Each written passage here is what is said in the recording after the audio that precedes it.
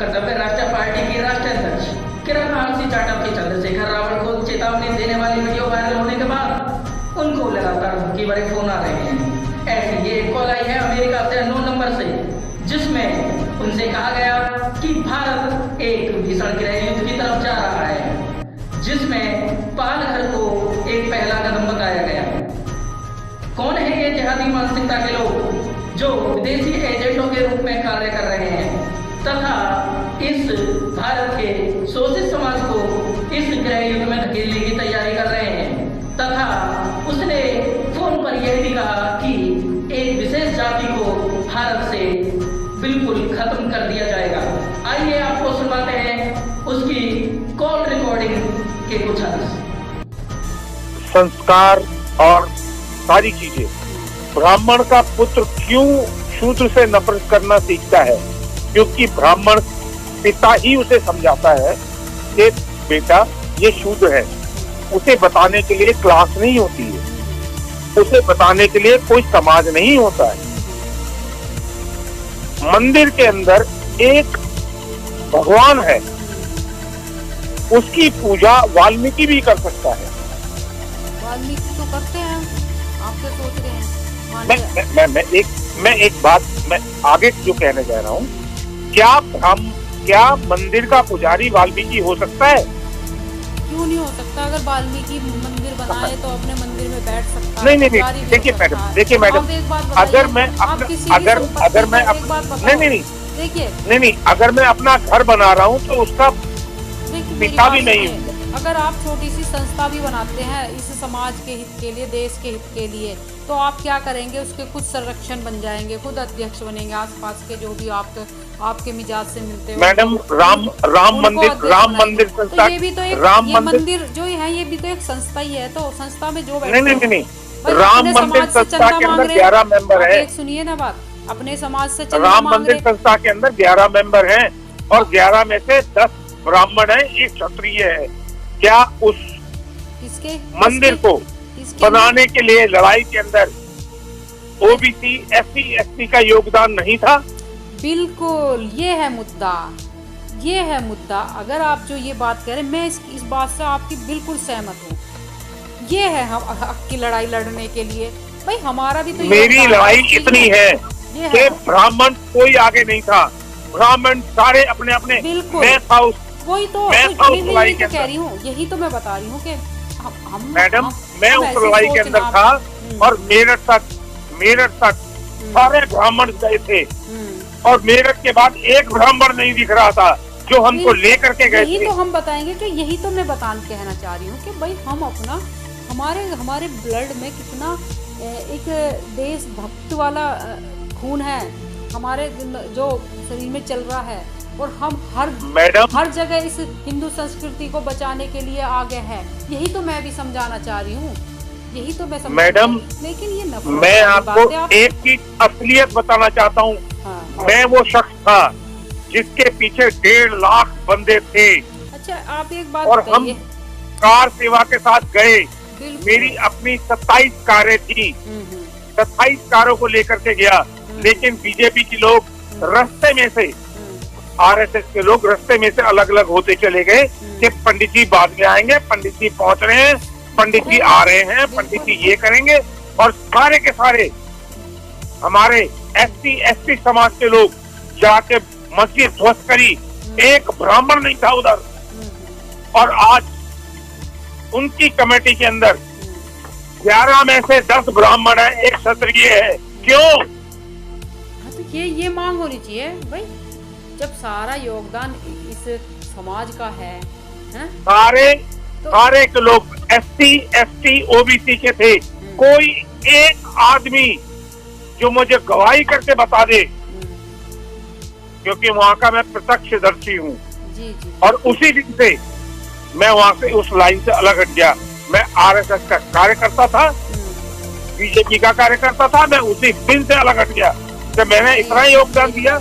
एक यहाँ पे मैं किसी पूरे समाज को नहीं कह रही भाई आप आरएसएस के बनो, आप बीजेपी के बनो, कांग्रेस के बनो, उसके मैडम ये भी नहीं कह रही आप जो मैं जो संस्था सर मैडम, मेरे घर के अंदर लेकिन बस मेरे घर के अंदर भोज हुआ था।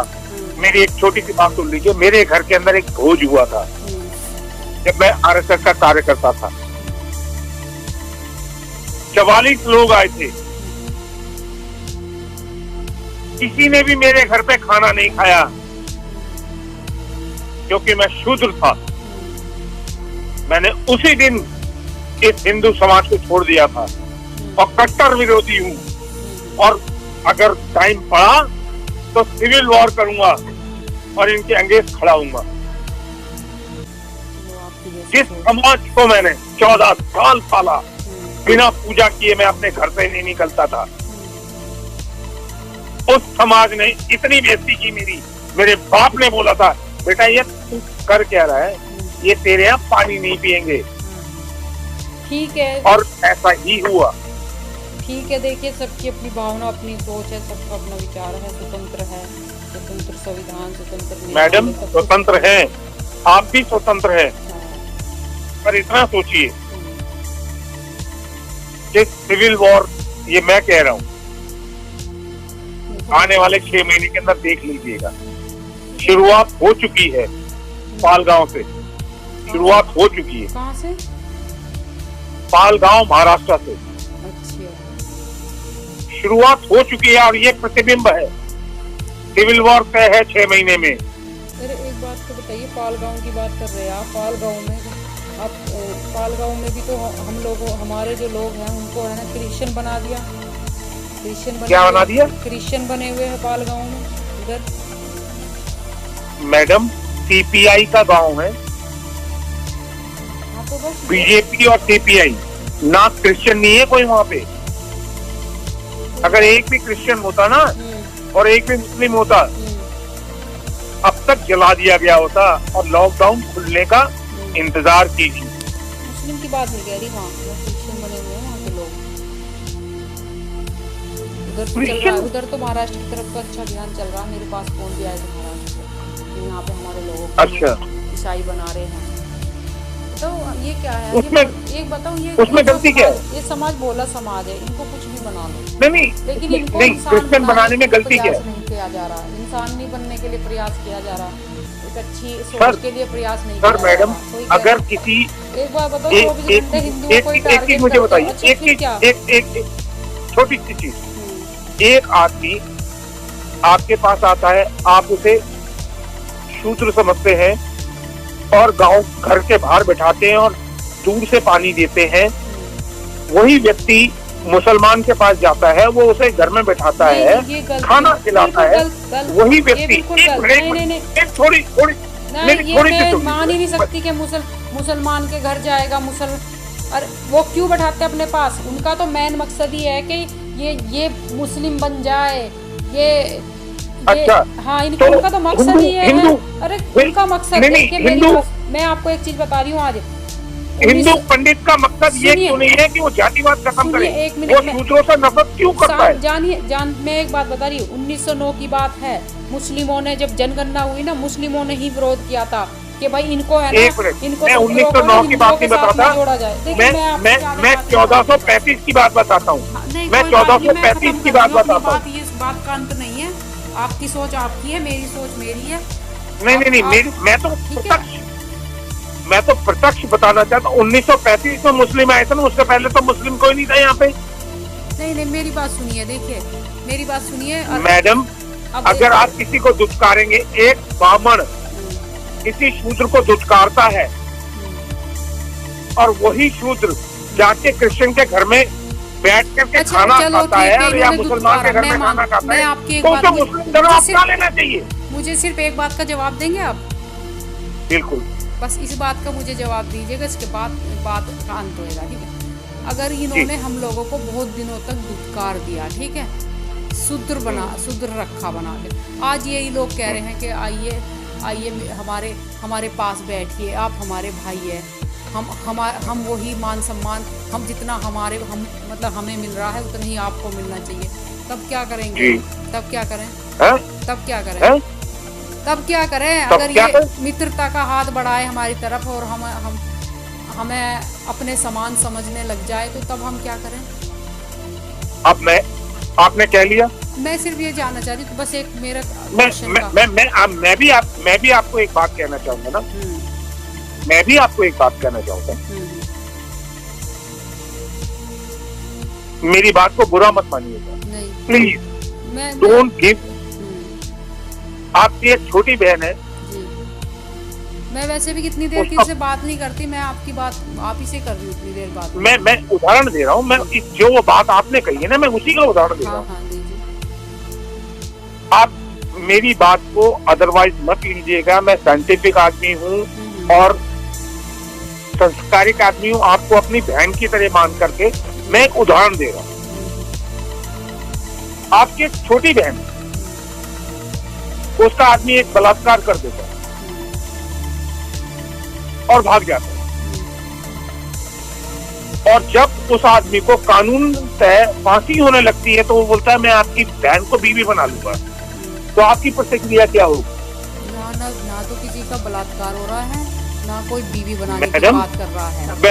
मैडम इन शूद्रों का 5000 साल तक बलात्कार हुआ है। सदी में जी रहे हो आप, फिर वही बात आएगी, आप कहाँ जी मैं तो रहे इसी हो? सदी में जी रहा हूँ। ये उदाहरण तो बहुत घटिया से घटिया, नीच से नीच उदाहरण हम भी ला सकते हैं निकाल के। ये कोई उदाहरण नहीं, ये मैडम, बात मैं तो मेरी बात 5000 साल तक इन शूद्रों का बलात्कार हुआ है। ये बात का वो नहीं है, ये बात का कोई तर्क नहीं निकला, ये कोई तर्क थोड़ी ना है। तर्क तो अब आपने जो दिया और मैंने दिया, ये कोई तर्क बुद्धिमती नहीं, आपकी और तो मेरे बुद्धिमती क्वेश्चन मेरी। का आंसर ही नहीं दिया।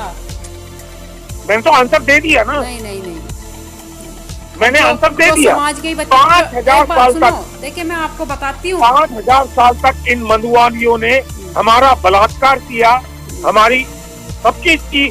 आज ये कहते हैं कि हम आपके साथ बैठना चाहते हैं। क्यों भाई, हम क्यों इजाजत दें? आज हमारे पास ताकत है, हम आपको तिरस्कार करेंगे और शुरुआत हो चुकी है। ब्राह्मण गो बैक, ठीक है। अच्छा मैं अब आप ब्राह्मणों को जाना पड़ेगा वापस। लेकिन मैं फोन रखती हूँ, जो आपको करना है करिए, ठीक है। नहीं, मेरी बात जो मैंने कही उसको सोचिएगा। नहीं, ब्राह्मण हैज टू गो बैक, शुरुआत हो चुकी है। नहीं, ब्राह्मणों को यूरेशिया जाना पड़ेगा। नहीं जाएंगे कहीं भी, यहीं रहेंगे। नहीं, या तो इन्हें मार दिया जाएगा या इन्हें जाना पड़ेगा। नहीं, कहीं नहीं जाएंगे, यहीं रहेंगे। और नहीं, यहाँ रह नहीं सकते, इनकी जमीन नहीं है। हाँ। जब मुसलमानों की जमीन नहीं है तो ब्राह्मणों की जमीन नहीं है, चलो और इनको मारा जाएगा।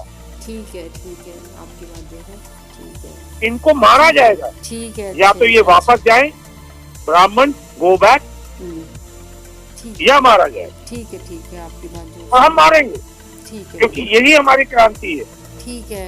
एक क्रांति अम्बेडकर साहब ने की थी कानूनन, कि भैया हमें अपना अधिकार दो, नहीं दिया।